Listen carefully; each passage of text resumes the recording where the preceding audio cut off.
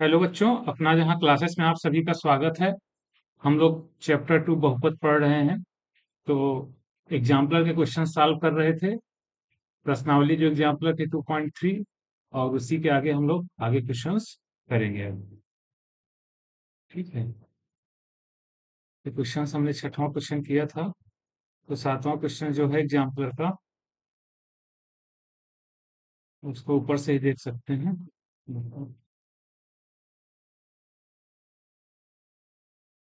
सातवां प्रश्न ये लिखा हुआ है, इसको यहाँ से कॉपी कर लेते हैं।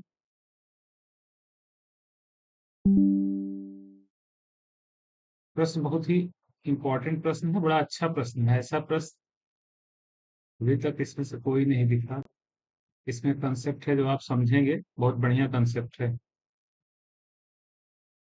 ये दिया हुआ है, तो थोड़ा बड़ा कर देता हूँ। इसको मैं फिर से लिख देता हूँ, क्योंकि जो दिया हुआ है उसको हम पीएस मानेंगे। क्यों मानेंगे? क्योंकि जो चर है वो क्या है? एस है। तो पीएस बराबर लिखा हुआ है 2s² माइनस 1 + 2√2 एस प्लस √2। यहाँ ध्यान देने वाली बात यह है कि हम हमेशा जो बी की टर्म को लिखते थे ए और सी का मल्टीप्लिकेशन के बाद, तब ऐसा ले आते थे कि जिसका मल्टीप्लिकेशन तो ए सी आता था, लेकिन ऐड करने पे वो बी मिलता था। तो यहाँ पे जो है ऐसा करने की जरूरत नहीं, यहाँ पे ऑलरेडी ऐसा दिया हुआ है। जैसे कि अगर इसका मल्टीप्लाई करें हम 2 और √2 का, तो क्या आ जाएगा? 2 × √2 क्या मिलेगा? 2√2 मिलेगा। ठीक, तो इन्होंने पहले से ही दे रखा है 1 और 2√2। ठीक है, तो इसमें कुछ दिक्कत की बात ही नहीं, बस हमको सॉल्व करना है इसको इसी प्रकार से। इसको अगर हम एक्सपेंड कर दें, पहले इस क्वेश्चन में दिया हुआ है, तो क्या हो जाएगा? 1 को हम एस लिख सकते हैं, माइनस 2√2 एस प्लस √2। तो यहाँ से कॉमन ले लेंगे एस, तो हमें मिल जाएगा एस। तो यहाँ एस स्क्वायर क्या मिल जाएगा? 2s - 1। इसी प्रकार यहाँ √2 अगर कॉमन ले लें, -√2 कॉमन ले लिया, हमें क्या मिलेगा? 2s प्लस सॉरी माइनस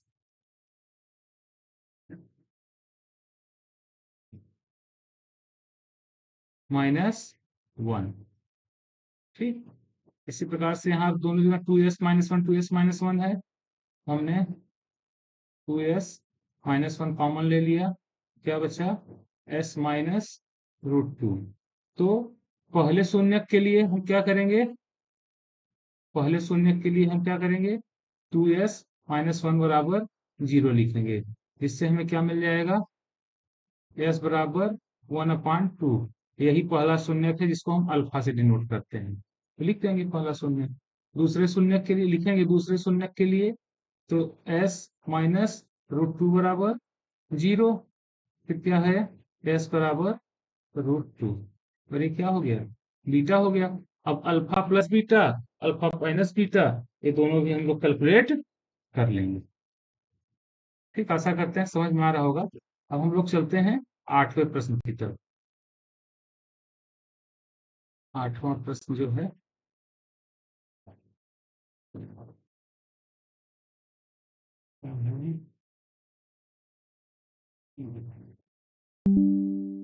ठीक है, थोड़ा सा समय लग रहा है। हाँ हाँ, आ गया स्क्रीन। 8वां प्रश्न किस प्रकार से? ठीक, इसमें क्या ले लिया वेरिएबल? इसमें वेरिएबल को बी मान लिया है।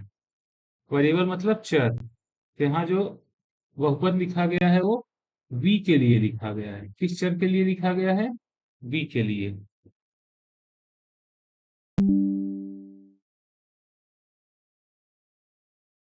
तो क्या लिखा है? b² प्लस 4√3 y, और साथ में क्या लिखा है?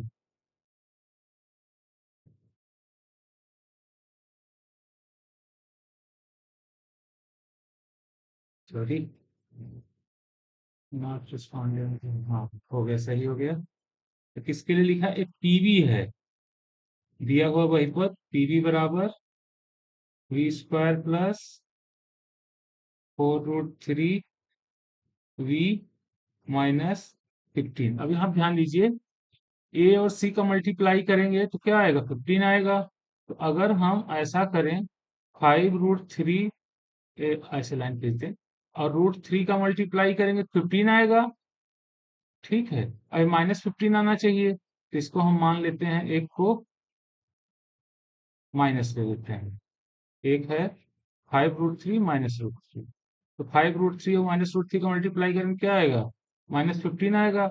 और 5√3 -√3 कर देंगे तो एक √3 कम हो जाएगा, क्या क्या आएगा, 4√3 मिल जाएगा।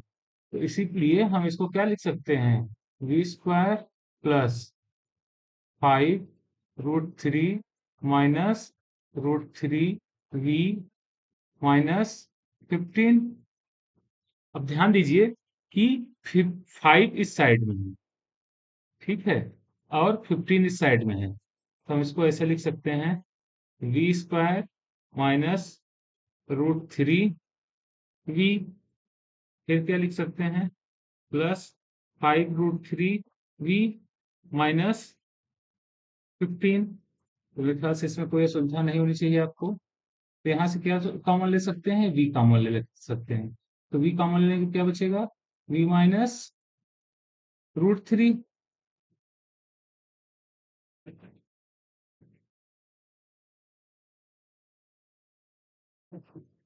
ठीक, प्लस यहाँ से क्या कॉमन ले लें, 5√3 कॉमन ले लें तो क्या मिलेगा, v -√3। ठीक, देखिए ऊपर ऊपर दिखाया था ना आपको, तो 5√3 -√3 का मल्टीप्लाई करेंगे तो -15 आ जाएगा। अब यहाँ v -√3 यहाँ भी है, v -√3 यहाँ भी है, तो दोनों पदों से v -√3 बाहर आ गया, तो क्या बचा, v प्लस 5√3। तो यहाँ पे पहले शून्य के लिए हम क्या करेंगे, पहले शून्य के लिए v -√3 बराबर 0, इससे क्या मिल गया, v बराबर √3, यही क्या है, पहला शून्य का अल्फा है। दूसरे शून्य के लिए क्या करेंगे, v -5√3 बराबर 0 प्लस है, तो हमें क्या मिल गया, v बराबर -5√3, जो कि हम लोग बीटा से रिप्रेजेंट करते हैं। दोनों शून्य मिल गए। अब इन दोनों शून्यों को भी जो कहा है ऊपर क्वेश्चन में कि योग निकालें गुणनफल निकालें, ठीक, तो योग गुणनफल यहाँ से हम उसका प्राप्त कर लेंगे। प्रश्न में यही लिखा था ना, पता नहीं आपको याद है नहीं, ये देखिए पहले हम लोग कर रहे थे साल, प्रश्न में ये लिखा है, गुणनफल द्वारा निम्नलिखित बहुपदों को शून्य ज्ञात कीजिए तथा इन बहुपदों के गुणांकों और शून्यकों के बीच के संबंधों को स्थापित कीजिए। गुणांक एबीसी और शून्य, तो उनके संबंध कैसे हैं, तो गुणनफल और योगफल से आएंगे। तो त्रिघाती है तो युग्मकों के गुणनफल के योग से आ जाएंगे। ठीक है, अब हम लोग आगे की तरफ चलते हैं, और 9 क्वेश्चन, तो 9 क्वेश्चन इस प्रकार है। ये सब क्वेश्चन ऐसे हैं कि आप प्रैक्टिस जरूर करिएगा, यहाँ तो मैं कर दे रहा हूँ साल, ठीक है, लेकिन आप बार बार इसका अभ्यास जरूर करिएगा, अभ्यास करेंगे तभी आप सीखेंगे। देखिए वेरिएबल सब चर जो है, अलग अलग चर लेके सॉल्व किया जा रहा है क्वेश्चन। अब यहाँ पे y को ले लिया गया है, y के लिए लिखा है, तो अब यहाँ जब लिखेंगे दिया हुआ बहुपद, दिया हुआ बहुपद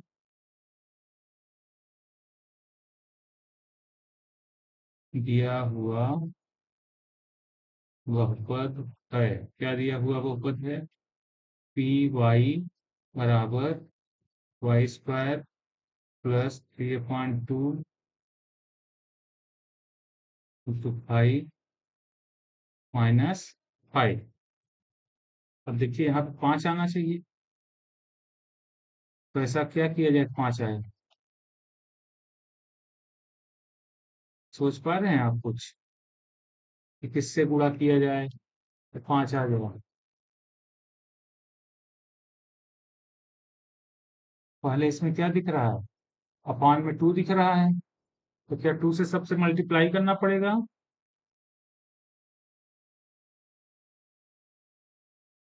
2 से, जैसे पिछली भी हमने क्वेश्चन में किया था, बराबर करने के लिए, भिन्न हटाने के लिए क्या करें? तो लिखेंगे बहुपद में 2 से गुणा करने पे हमें क्या मिल गया? बहुपद में 2 से गुणा करने पे हमें क्या मिल गया? 2i² प्लस 3√5 माइनस 10, ये मिल गया। अब 10 और 2 का मल्टीप्लिकेशन कितना हो रहा है? 20 हो रहा है, -20 आ रहा है। अब ऐसा क्या करें कि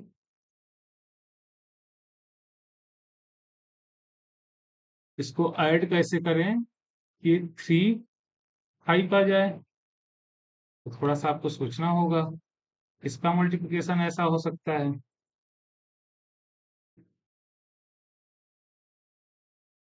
कि मल्टी वहां पे 20 आए और यहाँ पे ऐसा आ जाए। तो सोच पा रहे हैं आप लोग? इस जैसे ऊपर हम लोगों ने किया है, वही तरीका यहाँ पे भी अप्लाई किया जा सकता है। कर सकते हैं या नहीं? सोचिए एक बार जरूर, थोड़ा सा समय लीजिए, सोचिए जरूर, ऐसा किया जा सकता है या नहीं किया जा सकता है।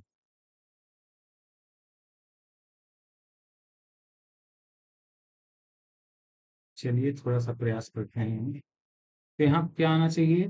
3√5। ठीक है, अगर ऐसे ध्यान दीजिए कि हमारे पास हो जाए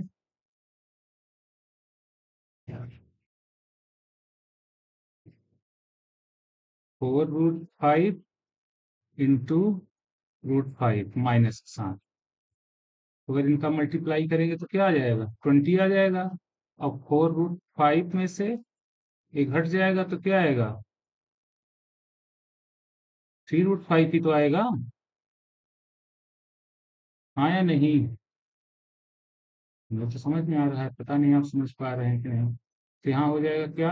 3√5 को क्या लिख सकते हैं? प्लस 4√5 माइनस √5, यहाँ वाई भी रहेगा, वाई लिखना भूल गए, -10। अभी क्या हो गया?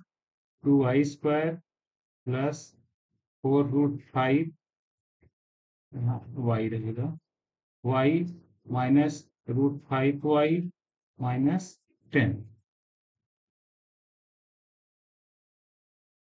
ठीक है, अब इस पे ध्यान दीजिए, यहाँ लाइन ऐसे खींच दीजिए, आपको समझाने के लिए इधर लिखा गया था।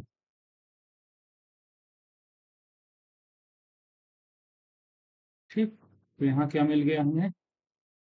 यहाँ से 2i कॉमन ले लिया तो यहाँ क्या बचा?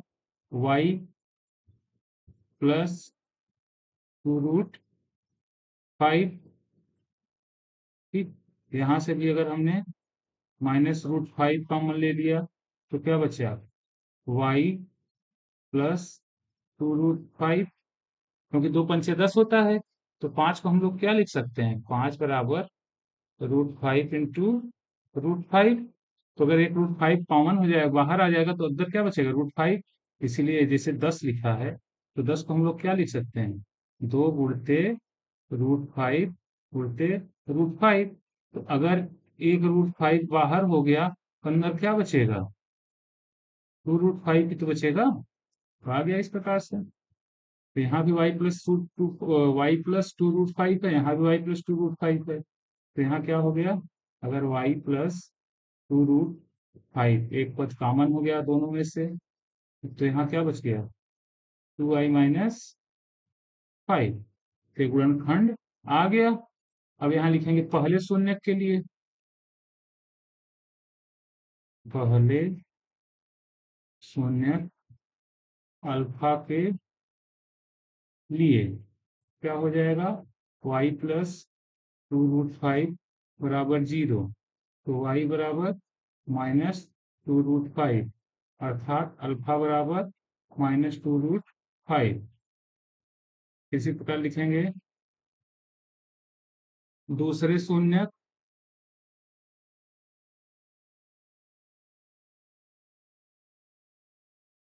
शून्य बीटा के लिए क्या करेंगे हम, जो दूसरा वाला पद था 2i माइनस रूट फाइव, क्या करेंगे 2i माइनस रूट फाइव बराबर शून्य।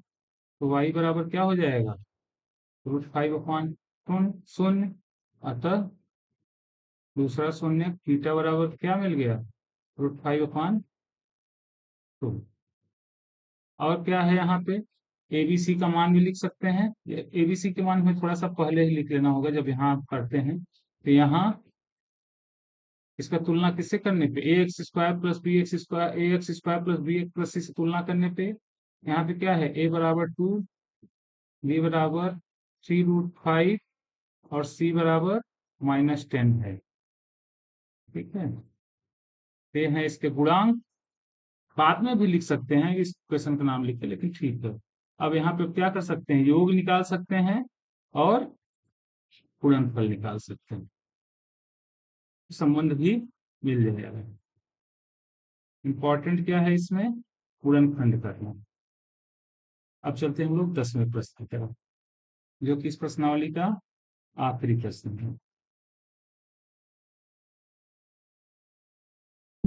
प्रश्नावली में बहुत अच्छे अच्छे प्रश्न दिए थे, मैं तो प्रयास किया कि आप सबको सारे प्रश्न करवाऊं। ठीक है, अब इसमें ए वाला भी किस में दिया है बहुपद, ये वाला बहुपद भी वाई में दिया हुआ है। तो लिखेंगे दिया हुआ बहुपद, दिया हुआ बहुपद वाई चर में है। अतः टी वाई बराबर 7y² माइनस 11/3y माइनस 2/3। अब ध्यान दीजिए, भिन्न है तो भिन्न से, भिन्न को हटाने के लिए किससे गुणा करना पड़ेगा, 3 से गुणा करना पड़ेगा। अगर भिन्न को हटाना चाहे तो किससे गुणा करना पड़ेगा, 3 से। तो लिखेंगे 3 से गुणा करने पर, 3 से गुणा करने पर। तो अगर ये बराबर करके लिखेंगे तो आप हो सकता है कंफ्यूजन हो, तो इसको आप चाहें तो मैं तो आपको समझाने के लिए ही लिखता हूँ, लेकिन अगर आपको 3 से गुणा तो आपको मन में आ जाएगा सर इधर गुणा नहीं कर रहे हैं इधर गुणा कर रहे हैं, तो इधर भी कर लीजिए, कोई फर्क नहीं पड़ता है। तो 3 से गुणा करने पर हमें क्या मिल गया, हमें मिल गया 21y² माइनस 11y माइनस 2, ये मिल गया।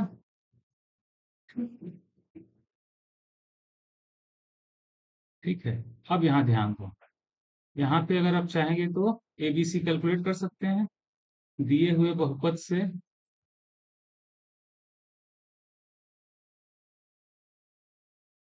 यहाँ से किसका मान लिख सकते हैं, एबीसी का, या दिए हुए बहुपद से ए बराबर 21, बी बराबर -11 और सी बराबर -2। ठीक है, अब अब हम क्या करेंगे, अभी ध्यान दो कि ए और सी का गुणा करने पे कितना आ रहा है, 21 गुना 42 -42 आ रहा है।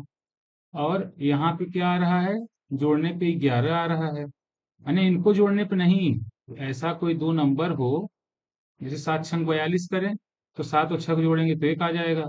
तो हमारे पास ये है 14 तिरिक 42, तो -14 और 3 का मल्टीप्लाई करें तो 42 आएगा, और -14 प्लस 3 को ऐड करें तो 11 आ जाएगा। बहुत बढ़िया है, तो हम क्या लिख सकते हैं, 21y² प्लस 14 -14 प्लस 3y -2 लिख सकते हैं। ठीक है, इसको क्या लिख सकते हैं, इसको ये लिख लिया हमने। ठीक है, अब ये क्या हो गया, 21y² minus 14y plus 3y -2। यहाँ पर हमने क्या कॉमन ले लिया, 7y कॉमन ले लिया, तो क्या मिल गया 3y -2। यहाँ पे 3y -2 ऐसे ही है तो क्या कॉमन हो गया 1, तो 3y टू। ये ध्यान देने वाली बात है। अगर दो पद ऐसे मिल रहे हैं तो आप इसको प्लस में नहीं रखेंगे, इसमें दोनों बीच में कॉमन क्या है, वन। तो 3y-2 यहाँ भी, 3y-2 यहाँ पे भी। तो 3y-2 दोनों पदों से बाहर आ गया, क्या बचा, 7y+2। तो अब पहले शून्य के लिए क्या करेंगे हम लोग, प्रथम शून्य के लिए 3y-2 बराबर शून्य। इसका मतलब y बराबर क्या आ गया, 2/3। और यही क्या है, पहला शून्य अल्फा भी है। ठीक है। दूसरे शून्य के लिए क्या करेंगे, दूसरे शून्य के लिए 7y+1 बराबर शून्य। इससे क्या मिलेगा, y बराबर -1/0। ये अल्फा हो गया, ये बीटा हो गया। यहीं से सर यहीं पे प्रश्न का हल खत्म नहीं होगा। आगे आप लोगों को अल्फा प्लस बीटा निकालना है, जो कि होगा -b/a, और अल्फा इंटू बीटा भी निकालना है, जो कि होगा c/a। ठीक, इसकी पुष्टि भी करनी है संबंधों के बीच में।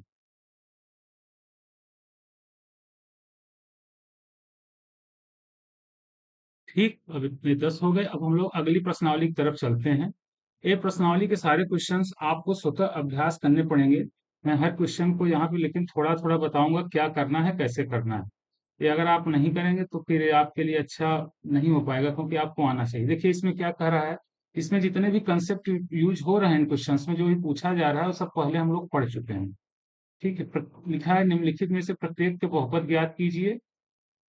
प्रत्येक बहुपद ज्ञात कीजिए जिनके शून्यकों के क्रमशः योग और गुणनफल दिए हुए हैं। योग दिया हुआ है अल्फा प्लस बीटा, देखिए दो दो का ही है, और अल्फा इंटू बीटा दिया हुआ है।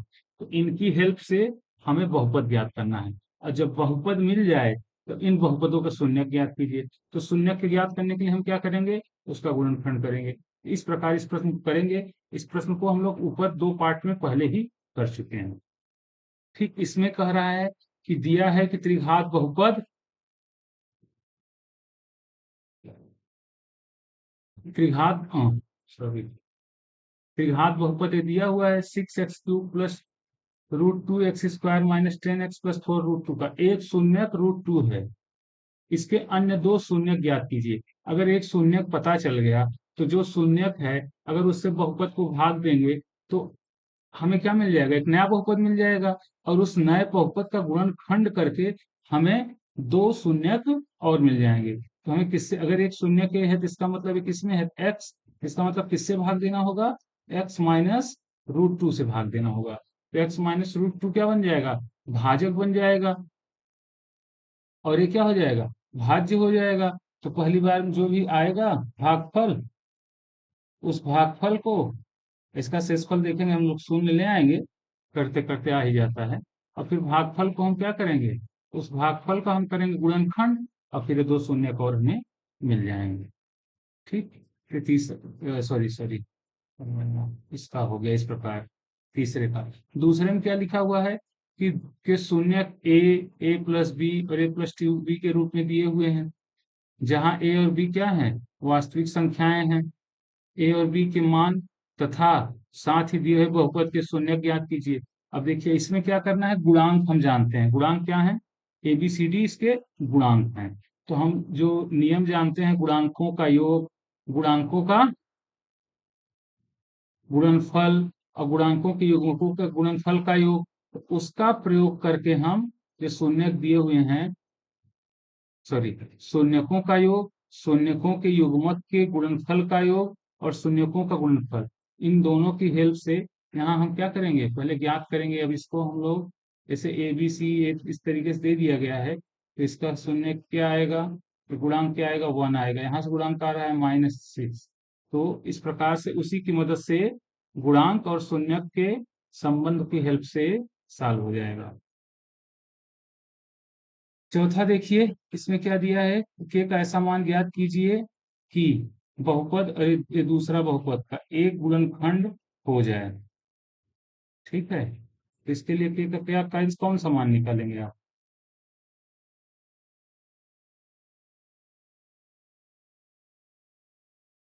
इसके लिए क्या कर सकते हैं, मान निकाला जा सकता है।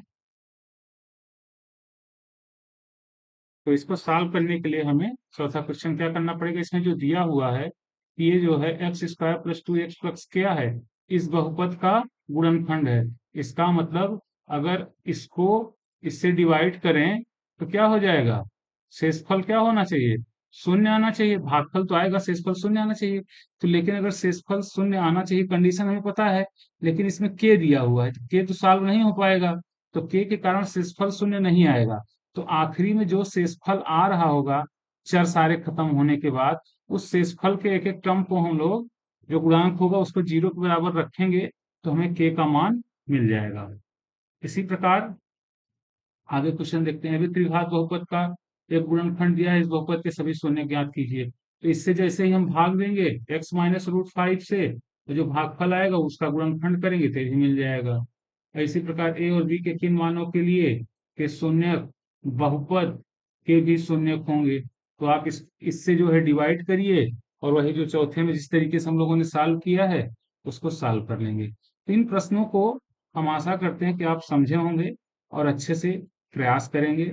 और जहां पे भी अगर आप किसी प्रश्न में कंफ्यूजन हो तो आप कमेंट में लिख के हमें बता दीजिए, 2.4 6 4 5 जो भी है, तो उसका हम सलूशन आपको उपलब्ध करा देंगे, या क्लास लेके क्लास में ही समझा देंगे। अब अगली क्लास में से हम लोग, जब क्लास होगी अगली, तो थर्ड चैप्टर हम लोग शुरू करेंगे जो कि समीकरण पर आधारित है। तो आशा करते हैं बच्चों कि आप सबको समझ में आया होगा, और चैप्टर 2 का जो भी है प्रश्नावली जो दी हुई है एग्जाम्पलर में, सारे प्रश्नों को एक तरीके से हम लोगों ने चर्चा किया और उनके हल को समझने का प्रयास किया। थैंक यू बच्चों। आशा करते हैं कि आप सब अच्छे रहेंगे और अच्छे से पढ़ाई करते रहेंगे।